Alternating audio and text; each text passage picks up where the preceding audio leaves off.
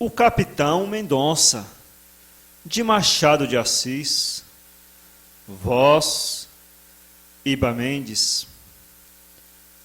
Capítulo 1. Estando um pouco arrufado com a dama dos meus pensamentos, achei-me eu uma noite sem destino nem vontade de preencher o tempo alegremente, como convém em tais situações. Não queria ir para casa, porque seria entrar em luta com a solidão e a reflexão, duas senhoras que se encarregam de pôr termo a todos os arrufos amorosos. Havia espetáculo no Teatro de São Pedro. Não quis saber que peça se representava. Entrei, comprei uma cadeira e fui tomar conta dela, justamente quando se levantava o pano para começar o primeiro ato. O ato prometia. Começava por um homicídio e acabava por um juramento.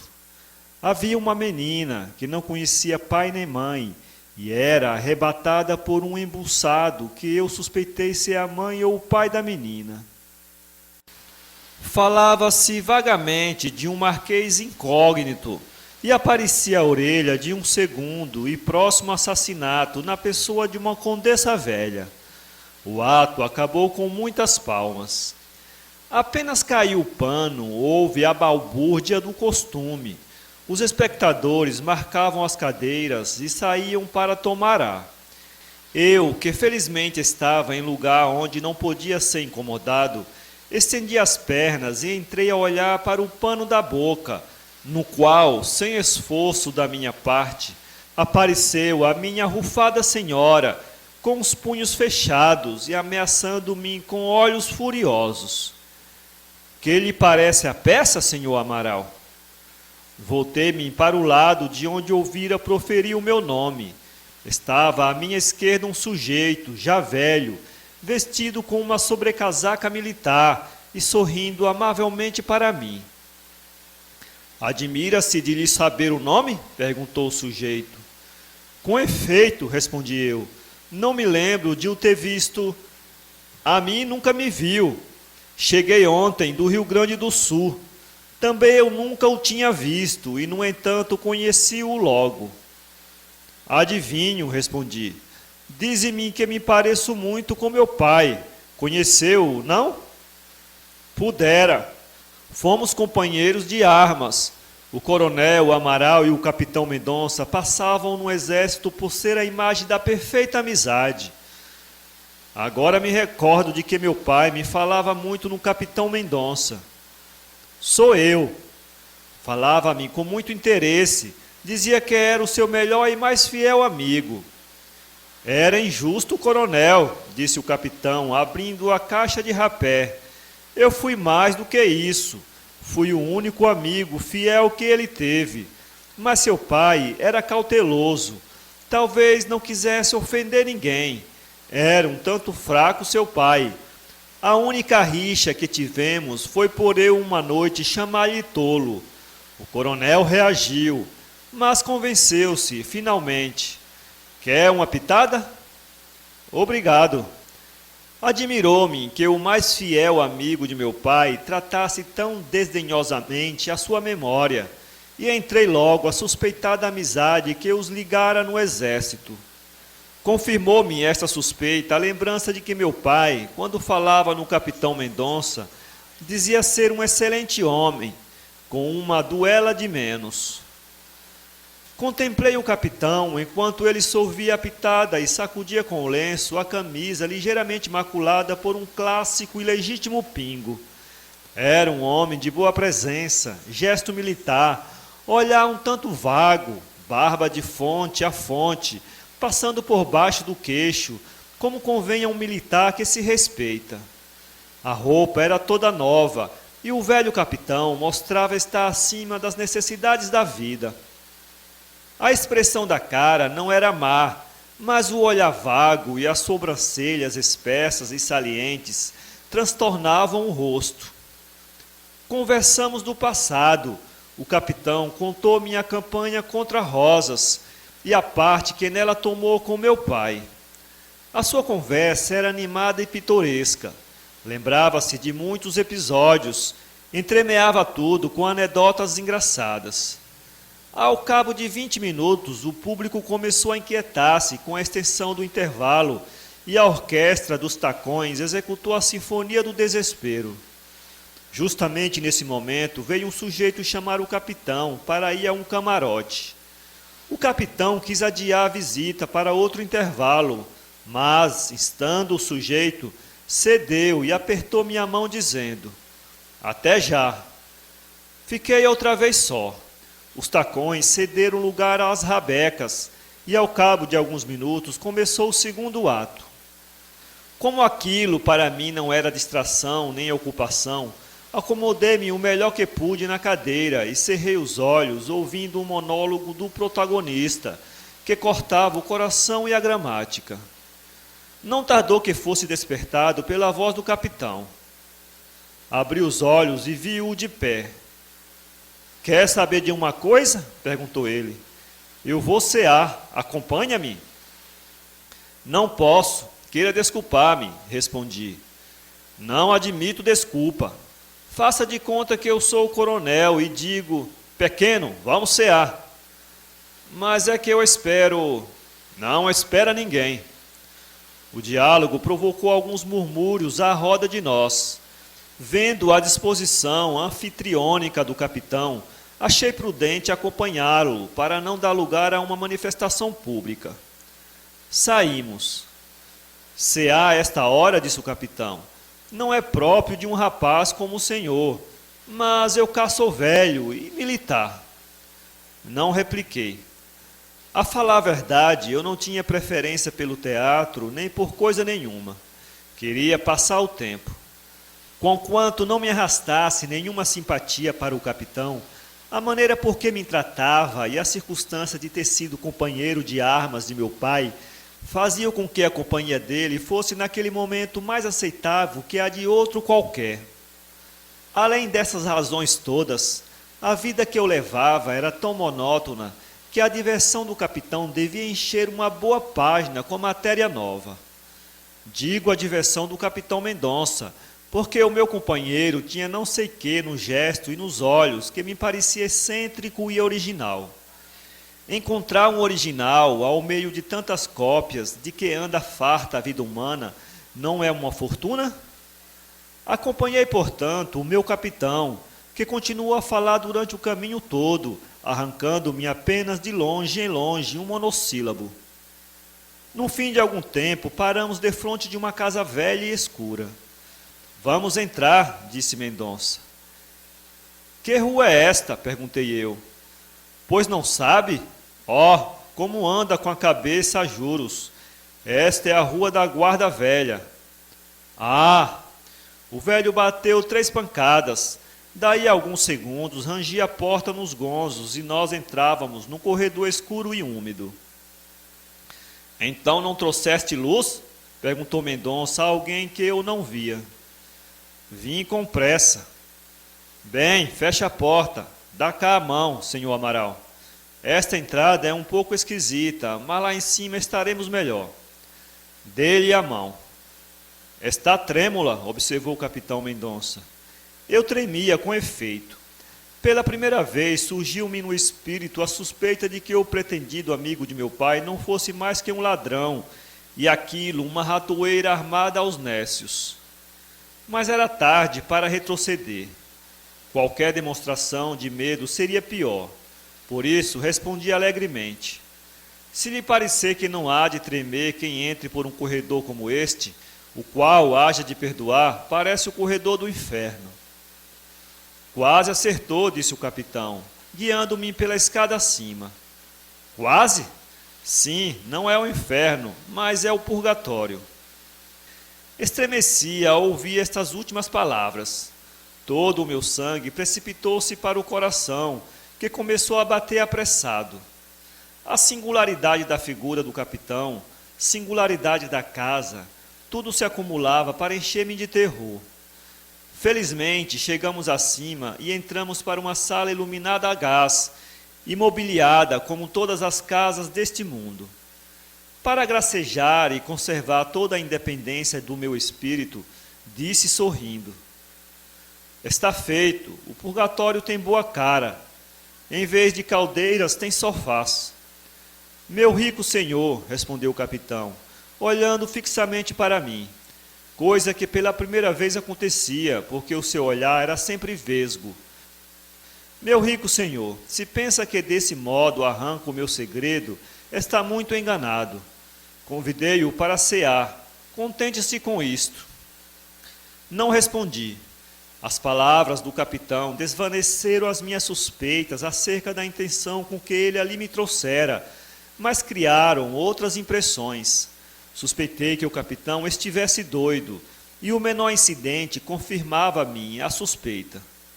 Moleque, disse o capitão, e quando o moleque apareceu, continuou. Prepara a ceia, tira vinho da caixa número 25.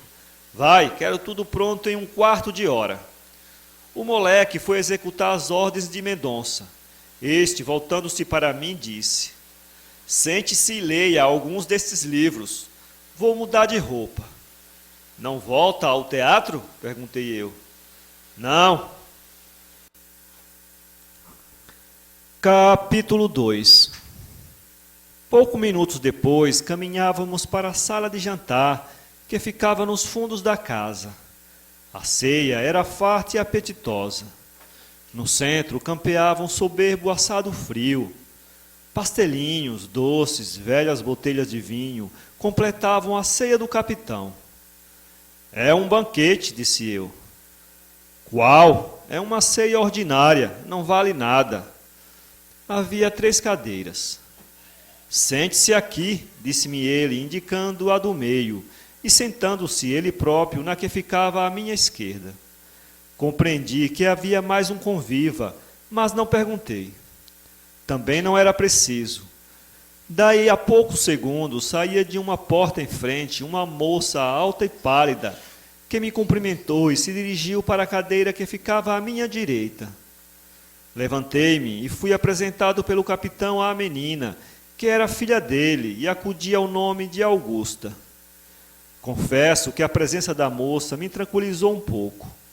Não só deixara de estar a sós com um homem tão singular como o capitão Mendonça, mas também a presença da moça naquela casa indicava que o capitão, se era doido como eu suspeitava, era ao menos um doido manso. Tratei de ser amável com a minha vizinha, enquanto o capitão trinchava o peixe com uma habilidade e destreza que bem indicavam a sua proficiência nos mistérios da boca. Devemos ser amigos, disse eu a Augusta, pois que nossos pais o foram também. Augusta levantou para mim 2 belíssimos olhos verdes. Depois sorriu e abaixou a cabeça com ar de casquilhice ou de modéstia, porque ambas as coisas podiam ser. Contemplei-a nessa posição. Era uma formosa cabeça, perfeitamente modelada, um perfil correto, uma pele fina, cílios longos e cabelos cor de ouro, áurea como os poetas diziam do sol. Durante esse tempo, Mendonça tinha concluído a tarefa e começava a servir-nos. Augusta brincava com a faca, talvez para mostrar-me a finura da mão e o torneado do braço. Estás muda, Augusta? Perguntou o capitão, servindo-a de peixe. Qual, papai? Estou triste. Triste? Então que tens? Não sei, estou triste sem causa. Tristeza sem causa traduz-se muitas vezes por aborrecimento. Eu traduzi assim o dito da moça e senti-me ferido no meu amor próprio, aliás, sem razão fundada. Para alegrar a moça, tratei de alegrar a situação. Esqueci o estado do espírito do pai, que me parecia profundamente abalado, e entrei a conversar como se estivesse entre amigos velhos. Augusta pareceu gostar da conversa. O capitão também entrou a rir como um homem de juízo. Eu estava num dos meus melhores dias. Acudiu-me os ditos engenhosos e as observações de algum chiste. Filho do século, sacrifiquei ao trocadilho com tal felicidade que inspirei o desejo de ser imitado pela moça e pelo pai. Quando a ceia acabou, reinava entre nós a maior intimidade. Quer voltar ao teatro? Perguntou-me o capitão. Qual? Respondi. Quer dizer que prefere a nossa companhia, ou antes a companhia de Augusta. Esta franqueza do velho pareceu-me um pouco indiscreta. Estou certo de que fiquei rubro. Não aconteceu o mesmo a Augusta, que sorriu dizendo: se é assim, não lhe devo nada, porque eu também prefiro agora a sua companhia ao melhor espetáculo deste mundo. A franqueza de Augusta admirou-me ainda mais que a de Mendonça. Mas não era fácil mergulhar-me em reflexões profundas quando os belos olhos verdes da moça estavam pregados nos meus, parecendo dizer-me: seja amável como até agora. Vamos para outra sala, disse o capitão, levantando-se. Fizemos o mesmo. Dei o braço a Augusta, enquanto o capitão nos guiava para outra sala, que não era a de visitas. Sentamo-nos, menos o velho, que foi acender um cigarro numa das velas do candelabro, enquanto eu lançava um olhar rápido pela sala, que me pareceu de todo ponto estranha. A mobília era antiga, não só no molde, senão também na idade. No centro havia uma mesa redonda, grande, coberta com um tapete verde. Numa das paredes havia pendurados alguns animais empalhados. Na parede fronteira a essa havia apenas uma coruja, também empalhada e com olhos de vidro verde, que, apesar de fixos, parecia acompanhar todos os movimentos que a gente fazia. Aqui voltaram os meus sustos. Olhei, entretanto, para Augusta, e esta olhou para mim. Aquela moça era o único laço que havia entre mim e o mundo, porque tudo naquela casa me parecia realmente fantástico. E eu já não duvidava do caráter purgatorial que me fora indicado pelo capitão. Estivemos silenciosos alguns minutos. O capitão fumava o cigarro passeando com as mãos atrás das costas, posição que pode indicar a meditação de um filósofo ou a taciturnidade de um nécio. De repente, parou defronte de nós, sorriu e perguntou-me: não acha formosa esta pequena? Formosíssima, respondi. Que lindos olhos, não são? Lindíssimos, com efeito e raros. Faz-me honra esta produção, não? Respondi com um sorriso aprovador. Quanto a Augusta, limitou-se a dizer com adorável simplicidade: papai é mais vaidoso do que eu. Gosta de ouvir dizer que sou bonita. Quem não sabe disso? Há de notar, disse-me o capitão, sentando-se, que esta pequena é franca demais para o sexo e idade. Não lhe acho defeito. Nada de evasivas. A verdade é essa. Augusta não se parece com as outras moças que pensam muito bem de si, mas sorriem quando lhes fazem algum cumprimento e franzem o sobrolho quando não lhos fazem. Direi que é uma adorável exceção, respondi eu sorrindo para a moça, que me agradeceu sorrindo também. Isso é, disse o pai, mas exceção completa. Uma educação racional, continuei eu. Pode muito bem. Não só a educação, tornou Mendonça, mas até a origem. A origem é tudo, ou quase tudo. Não entendi o que queria dizer o homem. Augusta parece que entendeu, porque entrou a olhar para o teto, sorrindo maliciosamente. Olhei para o capitão. O capitão olhava para a coruja. Reanimou-se a conversa por espaço de alguns minutos, ao cabo dos quais o capitão, que parecia ter uma ideia fixa, perguntou-me: então acha esses olhos bonitos? Já lhe disse, são tão formosos quanto raros. Quer que lhe os dê? Perguntou o velho. Inclinei-me dizendo: seria muito feliz em possuir tão raras prendas, mas... nada de cerimônias. Se quer, dou-lhes, senão limito-me a mostrar-lhes. Dizendo isto, levantou-se o capitão e aproximou-se de Augusta, que inclinou a cabeça sobre as mãos dele. O velho fez um pequeno movimento. A moça ergueu a cabeça. O velho apresentou-me nas mãos os 2 belos olhos da moça. Olhei para Augusta. Era horrível. Tinha no lugar dos olhos 2 grandes buracos, como uma caveira. Desisto de descrever o que senti. Não pude dar um grito. Fiquei gelado. A cabeça da moça era o que mais hediondo pode criar a imaginação humana. Imagine uma caveira viva, falando, sorrindo, fitando em mim os 2 buracos vazios, onde pouco antes nadavam os mais belos olhos do mundo. Os buracos pareciam ver-me.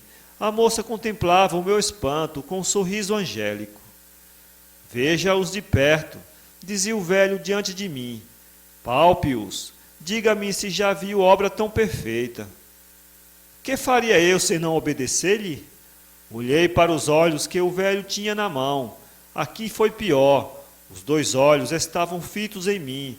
Pareciam compreender-me tanto quanto os buracos vazios do rosto da moça. Separados do rosto, não os abandonara a vida. A retina tinha a mesma luz e os mesmos reflexos. Daquele modo, as 2 mãos do velho olhavam para mim como se fora um rosto. Não sei que tempo se passou. O capitão tornou a aproximar-se de Augusta. Esta abaixou a cabeça e o velho introduziu os olhos no seu lugar. Era horrível tudo aquilo. Está pálido, disse Augusta, obrigando-me a olhar para ela, já restituída ao estado anterior. É natural, balbuciei eu. Vejo coisas... Incríveis? Perguntou o capitão, esfregando as mãos. Efetivamente, incríveis, respondi. Não pensava... Isto é nada, exclamou o capitão. E eu folgo muito que ache incríveis essas coisas poucas que viu, porque é sinal de que eu vou fazer pasmar o mundo. Tirei o lenço para limpar o suor que me caía em bagas. Durante esse tempo, Augusta levantou-se e saiu da sala. Vê a graça com que ela anda? Perguntou o capitão. Aquilo tudo é obra minha, é obra do meu gabinete. Ah, é verdade, é por ora minha obra-prima, e creio que não há que dizer-lhe, pelo menos o senhor parece estar encantado. Curvei a cabeça em sinal de assentimento. Que faria eu, pobre mortal, sem força, contra um homem e uma rapariga que me pareciam dispor de forças desconhecidas aos homens? Todo o meu empenho era sair daquela casa, mas por maneira que os não molestasse. Desejava que as horas tivessem asas, mas é nas crises terríveis que elas correm fatalmente lentas. Dei ao diabo os meus arrufos, que foram a causa do encontro com semelhante sujeito. Parece que o capitão adivinhara aquelas minhas reflexões, porque continuou depois de algum silêncio. Deve estar encantado, ainda que um tanto assustado e arrependido da sua condescendência. Mas isso é puerilidade. Nada perdeu em vir aqui, antes ganhou. Fica sabendo coisas que só mais tarde saberá o mundo. Não lhe parece melhor? Parece, respondi sem saber o que dizia. O capitão continuou. Augusta é minha obra-prima. É produto químico. Gastei 3 anos para dar ao mundo aquele milagre, mas a perseverança vence tudo, e eu sou dotado de um caráter tenaz. Os primeiros ensaios foram maus. 3 vezes saiu a pequena dos meus alambiques, sempre imperfeita. A 4ª foi esforço de ciência. Quando aquela perfeição apareceu, caí-lhe aos pés. O Criador admirava a criatura. Parece que eu tinha pintado o pasmo nos olhos, porque o velho disse: vejo que se espanta de tudo isto, e acho natural. Que poderia o senhor saber de semelhante coisa? Levantou-se, deu alguns passos e sentou-se outra vez. Nesse momento entrou o moleque trazendo o café. A presença do moleque fez-me criar alma nova. Imaginei que fosse ali dentro a única criatura verdadeiramente humana com quem me pudesse entender. Entrei a fazer-lhe sinais, mas não consegui ser entendido. O moleque saiu e fiquei a sós com o meu interlocutor. Beba o seu café, meu amigo, disse-me ele, vendo que eu hesitava. Não por medo, mas porque realmente não tinha vontade de tomar coisa nenhuma. Obedeci como pude. Augusta tornou à sala. Capítulo 3. O velho voltou-se para contemplá-la. Nenhum pai olhou ainda para sua filha com mais amor do que aquele. Via-se bem que o amor era realçado pelo orgulho. Havia no olhar do capitão uma certa altivez que em geral não acompanha a ternura paterna. Não era um pai, era um autor. Quanto à moça, parecia também orgulhosa de si. Sentia bem quanto o pai a admirava. Conhecia que todo o orgulho do velho estava nela, e por compensação, todo o orgulho dela estava no autor dos seus dias. Se a Odisseia tivesse a mesma forma, teria o mesmo sentir quando Homero a contemplasse. Coisa singular! Impressionava-me aquela mulher, apesar da sua origem misteriosa e diabólica. Eu sentia ao pé dela uma sensação nova, que não sei se era amor, se admiração, se fatal simpatia. Quando fitava os olhos dela, dificilmente podia afastar os meus, e contudo já tinha visto os seus lindíssimos olhos nas mãos do pai, já tinha contemplado com terror os buracos vazios como os olhos da morte. Ainda que lentamente adiantava-se a noite, e ia amortecendo o ruído de fora. Entrávamos no silêncio absoluto que tão tristemente quadrava com a sala em que me eu achava e os interlocutores com quem me entretinha. Era natural retirar-me. Levantei-me e pedi licença ao capitão para sair. Ainda é cedo, respondeu. Mas eu voltarei amanhã. Voltará amanhã e quando quiser, mas por hoje é cedo. Nem sempre se encontra um homem como eu, um irmão de Deus, um Deus na terra, porque eu também posso criar como ele, e até melhor, porque eu fiz Augusta e ele nem sempre faz criaturas como esta, os Hotentotes, por exemplo. Mas, disse eu, tenho pessoas que me esperam. É possível, disse o capitão sorrindo, mas por agora não há de ir. Por que não? Interrompeu Augusta. Acho que pode ir, com a condição de que volta amanhã. Voltarei. Jura-me? Juro. Augusta estendeu-me a mão. Está dito, disse ela, mas sem faltar. Morre, acrescentou o pai. Senti um calafrio ao ouvir a última palavra de Mendonça. Entretanto, saí, despedindo-me o mais alegre e cordialmente que pude.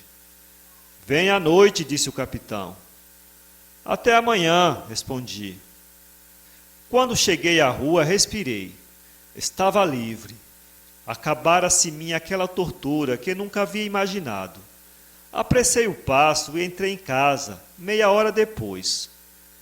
Foi-me impossível conciliar o sono. A cada instante via o meu capitão com os olhos de Augusta nas mãos, e a imagem da moça flutuava entre o nevoeiro da minha imaginação como uma criatura de oceano. Quem era aquele homem e aquela menina? A menina era realmente um produto químico do velho? Ambos mo haviam afirmado, e até certo ponto tive a prova disso. Podia supô-los doidos, mas o episódio dos olhos desvanecia essa ideia. Estaria eu ainda no mundo dos vivos, ou começara já a entrar na região dos sonhos ou do desconhecido? Só a fortaleza do meu espírito resistiu a tamanhas provas. Outro, que fosse mais fraco, teria enlouquecido. E seria melhor. O que tornava a minha situação mais dolorosa e impossível de suportar era justamente a perfeita solidez da minha razão. Do conflito da minha razão com os meus sentidos resultava a tortura em que me eu achava. Os meus olhos viam, a minha razão negava. Como conciliar aquela evidência com aquela incredulidade? Não dormi. No dia seguinte, saudei o sol como um amigo ansiosamente esperado. Vi que estava no meu quarto. O criado trouxe-me o almoço, que era todo composto de coisas deste mundo. Cheguei à janela e dei com os olhos no edifício da Câmara dos Deputados. Não tinha que ver mais. Eu estava ainda na terra, e na terra estava ainda aquele maldito capitão e mais a filha. Então refleti. Quem sabe se eu não podia conciliar tudo? Lembrei-me de todas as pretensões da química e da alquimia.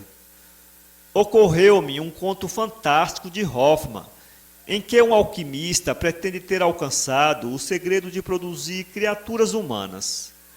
A criação romântica de ontem não podia ser a realidade de hoje? E se o capitão tinha razão, não era para mim grande glória denunciá-lo ao mundo? Há em todos os homens alguma coisa da mosca do carroção. Confesso que, prevendo o triunfo do capitão, lembrei-me logo de ir agarrado às abas da sua imortalidade. Era difícil crer na obra do homem. Mas quem acreditou em Galileu? Quantos não deixaram de crer em Colombo? A incredulidade de hoje é a sagração de amanhã. A verdade desconhecida não deixa de ser verdade. É verdade por si mesma, não o é pelo consenso público. Ocorreu-me a imagem dessas estrelas que os astrônomos descobrem agora, sem que elas tenham deixado de existir muitos séculos antes. Razões de coronel ou razões de cabo de esquadra, o certo é que eu as dei a mim próprio, e foi em virtude delas, não menos que pela fascinação do olhar da moça, que eu lá me apresentei em casa do capitão, à rua da Guarda Velha, apenas anoiteceu.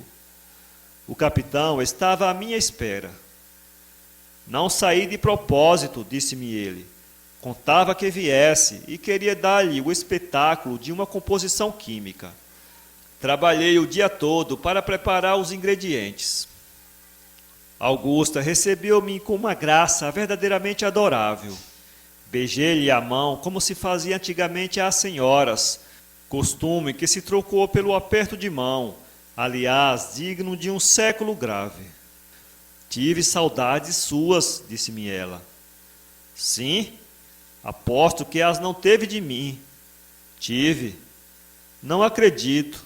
Por quê? Porque eu não sou filha bastarda.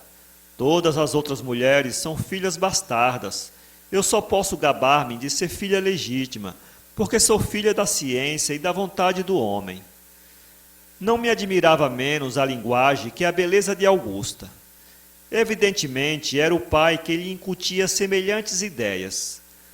A teoria que ela acabava de expor era tão fantástica como o seu nascimento. O certo é que a atmosfera daquela casa já me punha no mesmo estado que os dois habitantes dela. Foi assim que, alguns segundos depois, repliquei. Conquanto eu admire a ciência do capitão, lembro-lhe que, ainda assim, ele não fez mais do que aplicar elementos da natureza à composição de um ente que até agora parecia excluído da ação dos reagentes químicos e dos instrumentos de laboratório. Tem razão até certo ponto, disse o capitão. Mas acaso sou eu menos admirável? Pelo contrário, e nenhum mortal até hoje pode gabar-se de ter ombreado com o Senhor. Augusta sorriu agradecendo-me. Notei mentalmente o sorriso, e parece que a ideia transluziu no meu rosto, porque o capitão, sorrindo também, disse: a obra saiu perfeita, como vê, depois de muitos ensaios. O penúltimo ensaio era completo, mas faltava uma coisa à obra, e eu queria que ela saísse tão completa como a que o outro fez. Que lhe faltava então? Perguntei eu. Não vê, continuou o capitão, como Augusta sorri de contente quando lhe fazem alguma alusão à beleza? É verdade. Pois bem, a penúltima Augusta que me saiu do laboratório não tinha isso. Esquecera-me de incutir-lhe a vaidade. A obra podia ficar assim, e estou que seria, aos olhos de muitos, mais perfeita do que esta. Mas eu não penso assim. O que eu queria era fazer uma obra igual à do outro. Por isso, reduzi outra vez tudo ao estado primitivo e tratei de introduzir na massa geral uma dose maior de mercúrio. Não creio que o meu rosto me traísse naquele momento, mas o meu espírito fez uma careta. Estava disposto a crer na origem química de Augusta, mas hesitava ouvindo os pormenores da composição. O capitão continuou, olhando ora para mim, ora para a filha, que parecia extasiada ouvindo a narração do pai. Sabe que a química foi chamada pelos antigos, entre outros nomes, ciência de Hermes. Acho inútil lembrar-lhe que Hermes é o nome grego de Mercúrio, e Mercúrio é o nome de um corpo químico. Para introduzir na composição de uma criatura humana a consciência, deita-se no alambique uma onça de mercúrio. Para fazer a vaidade, dobra-se a dose do mercúrio, porque a vaidade, segundo a minha opinião, não é mais que a irradiação da consciência. A contração da consciência chamo eu modéstia. Parece-lhe então, disse eu, que homem vaidoso é aquele que recebeu uma grande dose de mercúrio no seu organismo? Sem dúvida nenhuma. Não pode ser outra coisa. O homem é um composto de moléculas e corpos químicos. Quem o souber reunir tem alcançado tudo. Tudo? Tem razão. Tudo não, porque o grande segredo consiste em uma descoberta que eu fiz e constitui, por assim dizer, o princípio da vida. Isso é que há de morrer comigo. Por que não o declara antes para adiantamento da humanidade? O capitão levantou os ombros desdenhosamente. Foi a única resposta que obtive. Augusta tinha se levantado e foi ao piano tocar alguma coisa que me pareceu ser uma sonata alemã.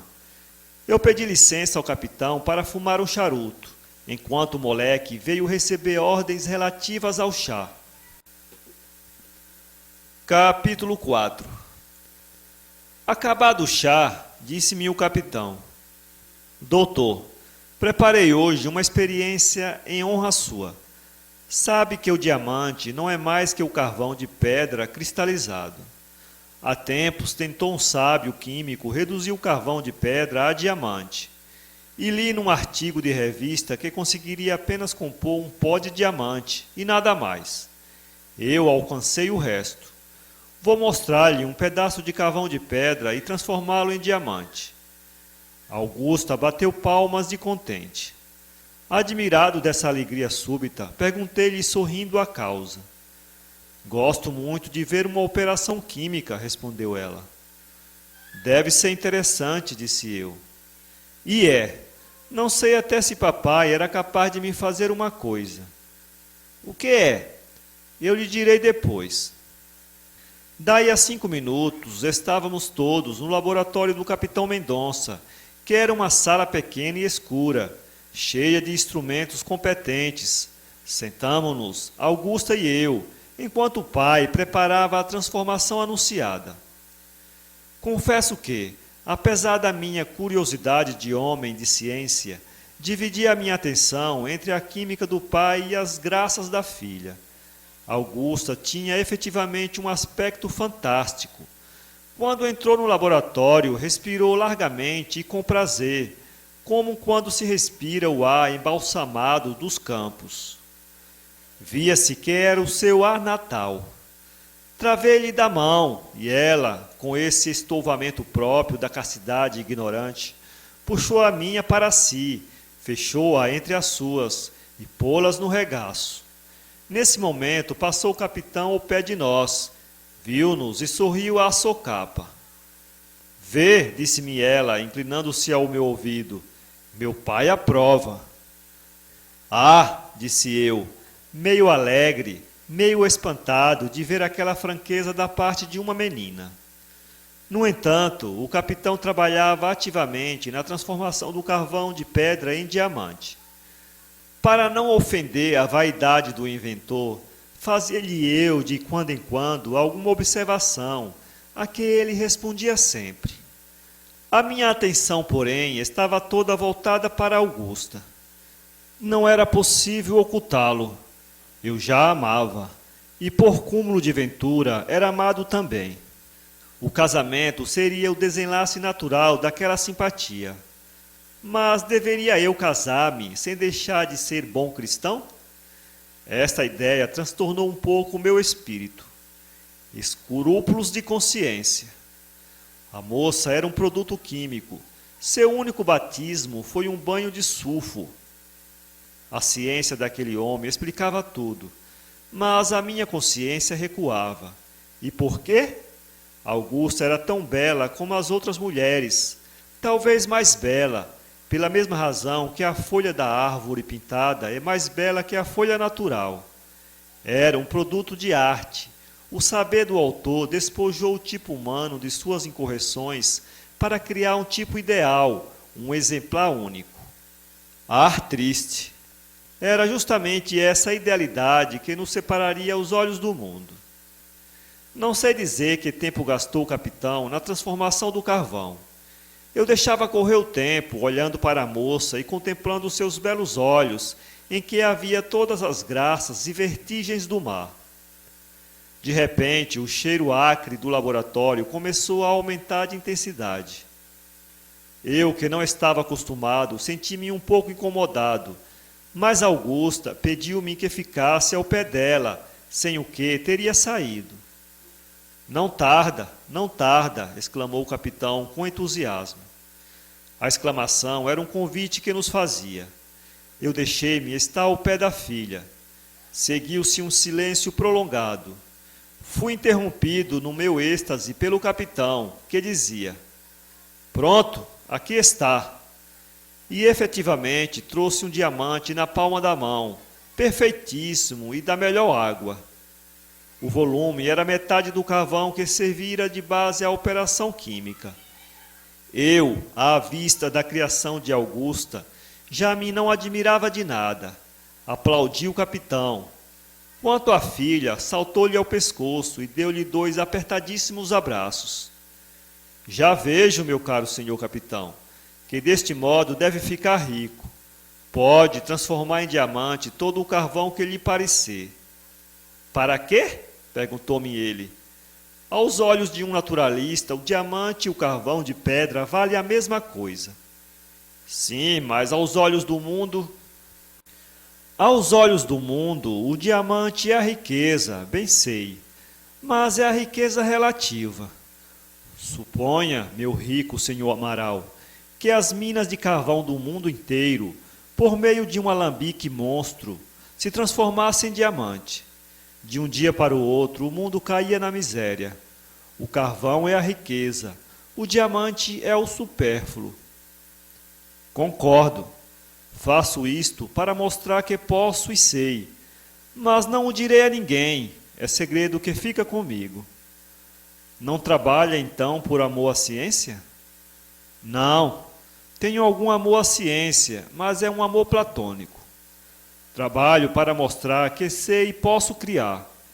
Quanto aos outros homens, importa-me pouco que saibam ou não. Chamar-me-ão egoísta.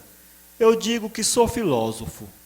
Quer este diamante como prova da minha estima e amostra do meu saber? Aceito, respondi. Aqui o tem. Mas lembre-se sempre que esta pedra rutilante, tão procurada no mundo e de tanto valor, capaz de lançar a guerra entre os homens, esta pedra não é mais que um pedaço de carvão. Guardei o brilhante, que era lindíssimo, e acompanhei o capitão e a filha que saíam do laboratório. O que naquele momento me impressionava mais que tudo era a moça. Eu não trocaria por ela todos os diamantes célebres do mundo. Cada hora que passava ao pé dela aumentava a minha fascinação. Sentia invadir-me o delírio do amor. Mais um dia eu estaria unido àquela mulher irresistivelmente. Separar-nos seria a morte para mim.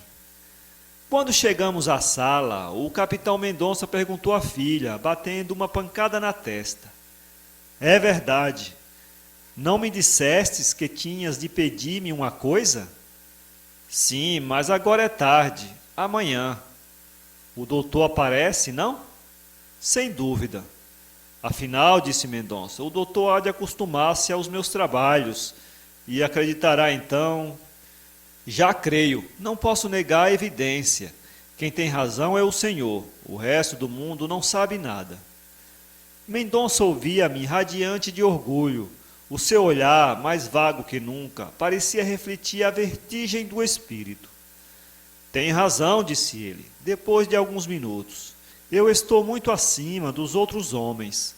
A minha obra-prima é esta, disse eu apontando para Augusta. Por ora, respondeu o capitão, mas eu medito coisas mais pasmosas. Por exemplo, creio que descobri o meio de criar gênios. Como? Pego num homem de talento, notável ou medíocre, ou até num homem nulo, e faço dele um gênio. Isso é fácil. Fácil não, é apenas possível. Aprendi isto. Aprendi? Não. Descobri isto, guiado por uma palavra que encontrei num livro árabe do século XVI. Quer vê-lo? Não tive tempo de responder. O capitão saiu e voltou daí a alguns segundos com um livro em fólio na mão, grosseiramente impresso em caracteres árabes feitos com tinta vermelha. Explicou-me a sua ideia, mas por alto. Eu não lhe prestei grande atenção. Os meus olhos estavam embebidos nos de Augusta. Quando saí, era meia-noite. Augusta, com voz suplicante e terna, disse-me: Vem amanhã? Venho. O velho estava de costas. Eu levei a mão dela aos meus lábios e imprimi-lhe um longo e apaixonado beijo. Depois saí correndo. Tinha medo dela e de mim. Capítulo 5. No dia seguinte, recebi um bilhete do capitão Mendonça, logo de manhã. Grande notícia.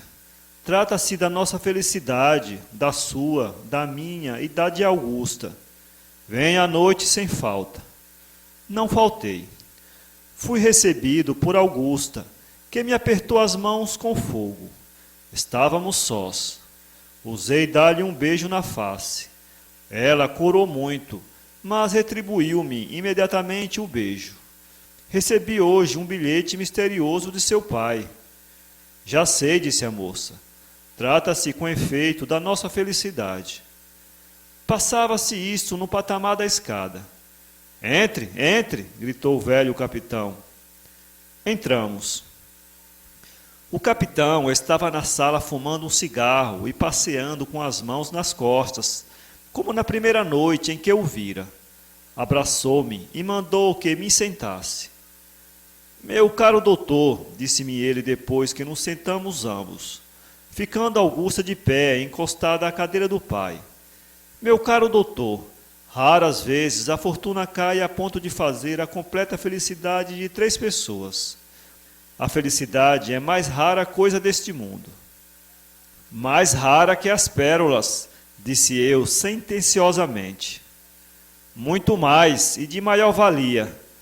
Dizem que César comprou por 6 milhões de sestércios uma pérola para presentear a Sevilha. Quanto não daria ele por essa outra pérola, que recebeu de graça e que lhe deu o poder do mundo? Qual? O gênio. A felicidade é o gênio. Fiquei um pouco aborrecido com a conversa do capitão. Eu cuidava que a felicidade de que se tratava para mim e Augusta era o nosso casamento. Quando o homem me falou no gênio, olhei para a moça com os olhos tão aflitos que ela veio em meu auxílio, dizendo ao pai: Mas, papai, comece pelo princípio. Tens razão. Desculpa se o sábio faz esquecer o pai. Trata-se, meu caro amigo, dou-lhe este nome, trata-se de um casamento. Ah, minha filha confessou-me hoje de manhã que o ama loucamente e é igualmente amada. Daqui ao casamento é um passo. Tem razão. Amo loucamente sua filha e estou pronto a casar-me com ela, se o capitão consente. Consinto, aplaudo e agradeço. Preciso acaso dizer que a resposta do capitão, ainda que prevista, encheu de felicidade o meu coração ambicioso? Levantei-me e apertei alegremente a mão do capitão.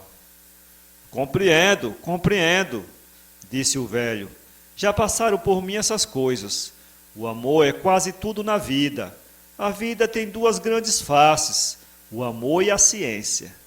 Quem não compreender isto não é digno de ser homem. O poder e a glória não impedem que a caveira de Alexandre seja igual à caveira de um truão. As grandezas da terra não valem uma flor nascida à beira dos rios. O amor é o coração, a ciência é a cabeça, O poder é simplesmente a espada. Interrompi esta enfadonha prelação acerca das grandezas humanas, dizendo a Augusta que desejava fazer a sua felicidade e ajudar com ela a tornar tranquila e alegre a velhice do pai. Lá por isso não se incomode, meu genro. Eu hei de ser feliz, quer queiram, quer não. Um homem da minha têmpora nunca é infeliz. Tenho a felicidade nas mãos. Não a faço depender de vãos preconceitos sociais. Poucas palavras mais trocamos neste assunto, até que Augusta tomou a palavra dizendo: mas papai ainda lhe não falou das nossas condições. Não te impacientes, pequena. A noite é grande. De que se trata? Perguntei eu. Mendonça respondeu: trata-se de uma condição lembrada por minha filha e que o doutor naturalmente aceita. Pois não. Minha filha, continuou o capitão, deseja uma aliança digna de si e de mim. Não lhe parece que eu possa... É excelente para o caso, mas falta-lhe uma pequena coisa. Riqueza? Ora, riqueza. Isso tenho eu de sobra, se quiser. O que lhe falta, meu rico, é justamente o que me sobra. Fiz um gesto de compreender o que ele dizia, mas simplesmente por formalidade, porque eu não compreendia nada. O capitão tirou-me do embaraço. Falta-lhe gênio, disse. Ah! Minha filha pensa muito bem que a descendente de um gênio, só de outro gênio, pode ser esposa. Não hei de entregar a minha obra às mãos grosseiras de um hotentote. E posto que, na planta geral dos outros homens, o Senhor seja efetivamente um homem de talento, aos meus olhos não passa de um animal muito mesquinho, pela mesma razão de que 4 candelabros alumiam uma sala e não poderiam alumiar a abóbada celeste. Mas, se lhe não agrada a figura, dou-lhe outra mais vulgar. A mais bela estrela do céu nada vale desde que aparece o sol. O Senhor será uma bonita estrela, mas eu sou o sol, e diante de mim vale tanto uma estrela como um fósforo, como um vagalume. O capitão dizia isto com um ar diabólico e o olhar mais vago que nunca. Receei que realmente o meu capitão, apesar de sábio, tivesse um acesso de loucura. Como sair-lhe das garras? E teria eu ânimo de fazê-lo diante de Augusta, a quem me prendia uma simpatia fatal? Interveio a moça. Bem sabemos de tudo isto, disse ela ao pai, mas não se trata de dizer que ele nada vale, trata-se de dizer que há de valer muito, tudo. Como assim? Perguntei, introduzindo-lhe o gênio. Apesar da conversa que a este respeito tivemos na noite anterior, não compreendi logo a explicação de Mendonça, mas ele teve a caridade de me expor claramente a sua ideia. Depois de profundas e pacientes investigações, cheguei a descobrir que o talento é uma pequena quantidade de éter encerrado numa cavidade do cérebro. O gênio é o mesmo éter em porção centuplicada. Para dar gênio a um homem de talento, basta inserir na referida cavidade do cérebro mais 99 quantidades de éter puro. É justamente a operação que vamos fazer. Deixo a imaginação do leitor calcular a soma de espanto que me causou este feroz projeto do meu futuro sogro. Espanto que redobrou quando Augusta disse: é uma verdadeira felicidade que papai houvesse feito esta descoberta. Faremos hoje mesmo a operação, sim? Seriam 2 loucos? Ou andaria eu no mundo de fantasmas? Olhei para ambos. Ambos estavam risonhos e tranquilos, como se houvessem dito a coisa mais natural deste mundo. Tranquilizou-se-me o ânimo a pouco e pouco. Refleti que era um homem robusto e que não seria um velho e uma moça débil que me haviam de forçar a uma operação que eu considerava um simples e puro assassinato. A operação será hoje, disse Augusta, depois de alguns instantes. Hoje não, respondi, mas amanhã, a esta hora, com toda a certeza. Por que não hoje? Perguntou a filha do capitão. Tenho muito o que fazer. O capitão sorriu com ar de quem não engolia a pílula. Meu genro, eu sou velho e conheço todos os recursos da mentira. O adiamento que nos pede é uma evasiva grosseira. Pois não é muito melhor ser hoje um grande luzeiro da humanidade, um êmulo de Deus, do que ficar até amanhã simples homem como os outros? Sem dúvida, mas amanhã teremos mais tempo. Eu apenas lhe peço meia hora. Pois bem, será hoje. Mas eu desejo simplesmente dispor agora de uns 3/4 de hora, fim dos quais volto e fico à sua disposição. O velho Mendonça fingiu aceitar a proposta.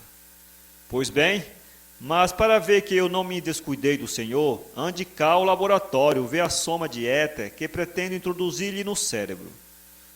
Fomos ao laboratório. Augusta ia pelo meu braço. O capitão caminhava adiante com uma lanterna na mão. O laboratório estava iluminado com 3 velas em forma de triângulo. Noutra ocasião, perguntaria eu a razão daquela disposição especial das velas. Mas naquele momento, todo o meu desejo era estar longe de semelhante casa. E contudo, uma força me prendia, e dificilmente poderia eu arrancar-me dali. Era Augusta. Aquela moça exercia sobre mim uma pressão a um tempo doce e dolorosa. Sentia-me escravo dela. A minha vida como se fundia na sua. Era uma fascinação vertiginosa. O capitão sacou de um caixão de madeira preta um frasco contendo éter. Disse-me ele que havia no frasco, porque eu não vi coisa nenhuma, e fazendo esta observação, respondeu-me ele: Pois precisa ver o gênio? Afirmo-lhe que há aqui dentro 99 doses de éter, as quais, juntas à única dose que a natureza lhe deu, formarão 100 doses perfeitas. A moça pegou no frasco e o examinou contra a luz. Pela minha parte, limitei-me a convencer o homem por meio da minha simplicidade. Afirma-me, disse-lhe eu, que é gênio de primeira ordem? Afirmo-lhe, mas por que se há de fiar em palavras? O senhor vai saber o que é. Dizendo isto, puxou-me pelo braço com tamanha força que eu vacilei. Compreendi que era chegada a crise fatal. Procurei desvencilhar-me do velho, mas senti cair-me na cabeça 3 ou 4 gotas de um líquido gelado. Perdi as forças, fraquearam-me as pernas, caí no chão sem movimento. Aqui não poderei descrever cabalmente a minha tortura. Eu via e ouvia tudo, sem poder articular uma palavra nem fazer um gesto. Queria lutar comigo, Maganão? Dizia o químico. Lutar com aquele que te vai fazer feliz. Era ingratidão antecipada. Amanhã tu me hás de abraçar contentíssimo. Voltei os olhos para Augusta. A filha do capitão preparava um longo estilete, enquanto o velho tratava de introduzir sutilmente no frasco um finíssimo tubo de borracha destinado a transportar o éter do frasco para o interior do meu cérebro. Não sei que tempo durou a preparação do meu suplício. Sei que ambos se aproximaram de mim. O capitão trazia o estilete e a filha o frasco. Augusta, disse o pai, toma cuidado, não se derrame éter nenhum. Olha, traz aquela luz. Bem, senta-te aí no banquinho. Eu vou furar-lhe a cabeça. Apenas sacar o estilete. Introduze-lhe o tubo e abre a pequena mola. Bastam 2 minutos. Aqui tens o relógio. Ouvi aquilo tudo banhado em suores frios. De repente, os olhos foram-se me enterrando. As feições do capitão assumiram proporções descomunais e fantásticas. Uma luz verde e amarela enchia todo o quarto. Pouco a pouco, os objetos iam perdendo as formas, e tudo em volta de mim ficou mergulhado numa penumbra crepuscular. Senti uma dor agudíssima no alto do crânio. Corpo estranho penetrou até o interior do cérebro. Não sei de mais nada. Creio que desmaiei. Quando dei acordo de mim, o laboratório estava deserto. Pai e filha tinham desaparecido. Pareceu-me ver em frente de mim uma cortina. Uma voz forte e áspera soou aos meus ouvidos. Olá, acorde. Que é? Acorde. Quem tem sono dorme em casa, não venha ao teatro. Abri de todos os olhos. Vi em frente de mim um sujeito desconhecido. Eu achava-me sentado numa cadeira no Teatro de São Pedro. Ande, disse o sujeito, quero fechar as portas. Pois o espetáculo acabou? Há 10 minutos. E eu dormi esse tempo todo? Como uma pedra. Que vergonha! Realmente, não faz grande figura. Todos que estavam perto riam de o ver dormir enquanto se representava. Parece que o sono foi agitado. Sim, um pesadelo. Queira perdoar, vou-me embora. E saí protestando não recorrer, em casos de arrufo, aos dramas ultrarromânticos. São pesados demais. Quando ia pôr o pé na rua, chamou-me o porteiro e entregou-me um bilhete do capitão Mendonça. Dizia assim: meu caro doutor, entrei há pouco e vi-o dormir com tão boa vontade que achei mais prudente ir-me embora, pedindo-lhe que me visite quando quiser, no que me dará muita honra. 10 horas da noite. Apesar de saber que o Mendonça da realidade não era o do sonho, desisti de o ir visitar. Berrem os praguentos, embora tu és a rainha do mundo, ó superstição.